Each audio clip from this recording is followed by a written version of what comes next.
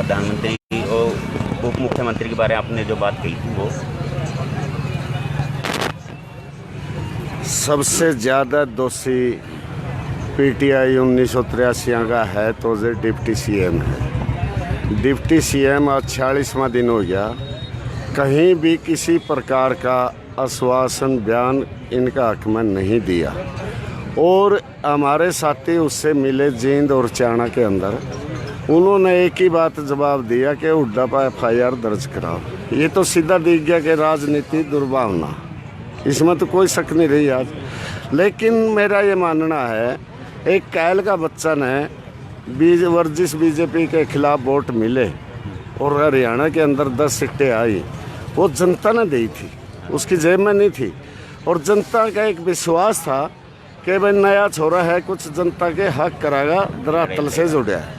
लेकिन आज जो जनता की भलाई के बजाय उस साथी का इतना घमंड हो चुका है, बहुत ज़्यादा घमंड हो चुका है उस साथी के कि हमारा कोई पीटीआई साथी शुरू में गया, उसका तरीका सर विश्वास नहीं रहे, बात नहीं करी तरीका से। भाई टेक्निकल प्रॉब्लम है, टेक्निकल प्रॉब्लम है तो विधानसभा और लोकसभा किस चीज़ खतर है। मैं उस साथी से नहीं कहूँगा, मैं माननीय मुख्यमंत्री मनोहर लाल से ये बात कहूँगा कि आप विधायक दल की शक्ति का प्रयोग करके अपने विधानसभा में पारित करिए। आगे सरकार कोर्ट उसके चीज़ को मानेगी, अगर चैलेंज होगा तो अपने तो कलंक तारिए ना, जो आपका कलंक लग गया है। हुड्डा ने 1983 हरियाणा के बच्चे, छत्तीस बिरादरी के बच्चे हैं, नौकरी दी थी। और नौकरी देने के बाद एक मानत थी, या मानत आज खोसा है सरकार, तो कौन जुल्मी होया। आपको कुछ ऐसा प्रस्तावना दे के गए थे कि हाँ भी हम करेंगे ऐसा कुछ आपके लिए, लेकिन हम आप पहले आए थे, दे कर गए थे। मैंने इस चीज़ को समझा देखते हुए कि मुख्यमंत्री बिल्कुल आँख मूंद कर बैठ गया। मुख्यमंत्री का ना तो मुझे लगता हरियाणा और ना मुझे लगती मुख्यमंत्री की ये जनता।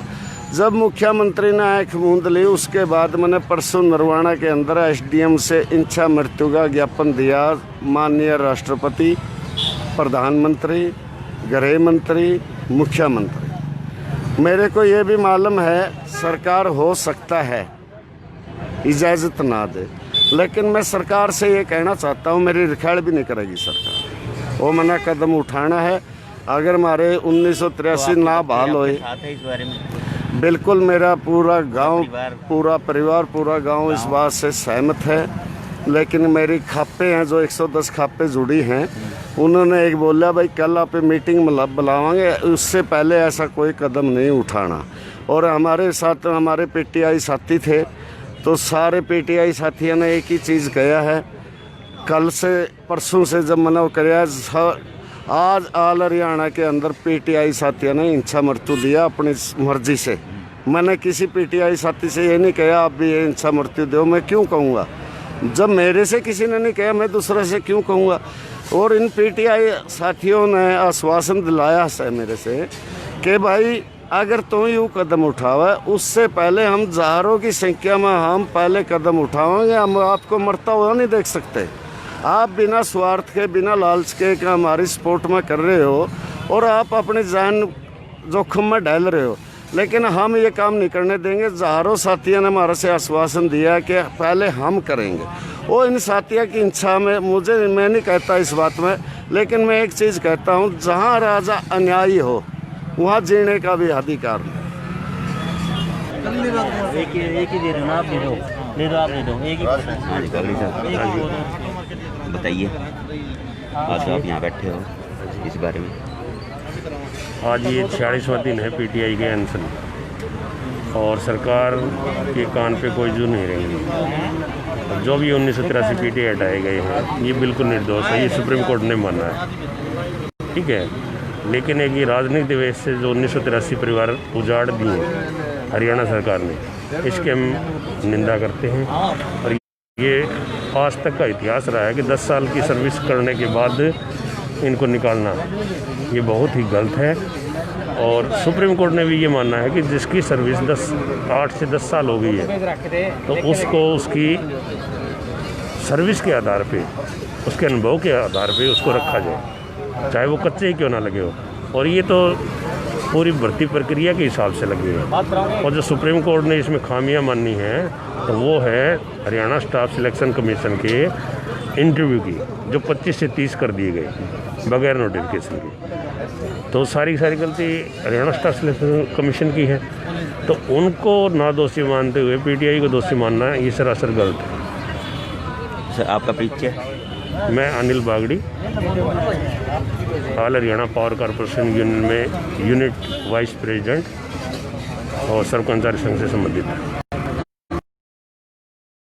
बिजली बोर्ड में जाएगी। बस आज हमारे बिजली बोर्ड के कर्मचारी अनशन पे। ये टोटल बिजली बोर्ड? हाँ, बिजली बोर्ड के हैं। और रही बात सरकार की, सरकार कह रही है वे टेस्ट लेंगे, तो टेस्ट में सभी पास है। कैसे पास है कि 2010 से पहले का आप पीटीआईओ का रिजल्ट उठा के देखो और 2010 के बाद जो ये पीटीआई है, इनके जो बच्चे आज नेशनल इंटरनेशनल जो खेले हैं और जो स्पोर्ट्स कोटे से लगे हुए हैं, ये इनका प्रमाण है कि ये योग्य है और इनको और टेस्ट की ज़रूरत नहीं है।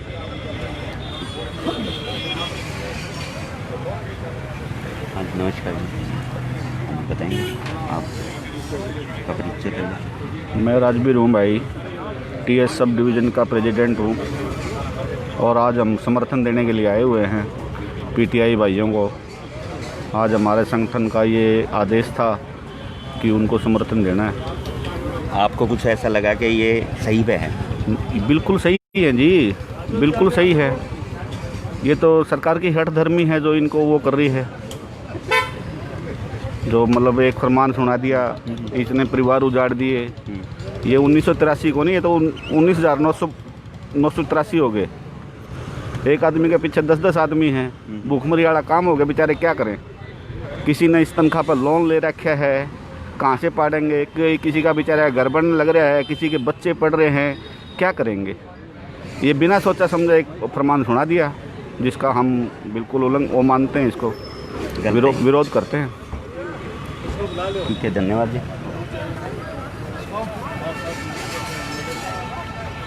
ये आप सरकार से हमारा आंदोलन ऐसा है सर, आज हम माननीय ये डीसी मैडम जी हैं जो हमारे हिसार के, इनको हम अपना वो इच्छा मृत्यु का ज्ञापन दे के आए हैं।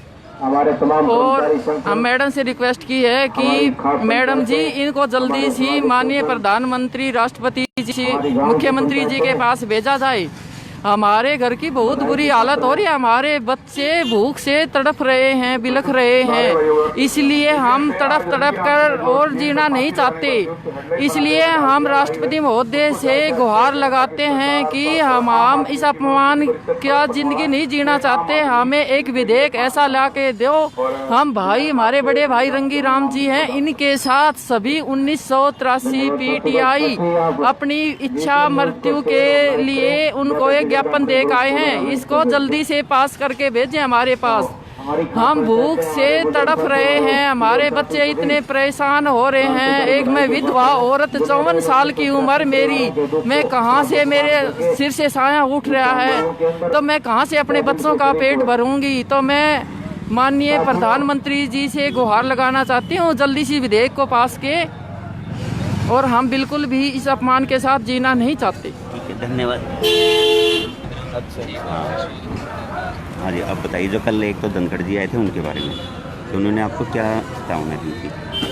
कल का जो हमारा नवनियुक्त प्रदेश अध्यक्ष भारतीय जनता पार्टी को ज्ञापन देने का कार्यक्रम था, और उस ज्ञापन के माध्यम से हम ये चेताना चाहते थे सरकार को कि आपकी सरकार है, आप अपने मुख्यमंत्री को चेताएं, हमारी बात रखें। इन 1983 परिवारों को जो बेरोजगार करने का काम सरकार ने किया है, आप इस फैसले को वापस लें और सहानुभूतिपूर्वक विचार करें।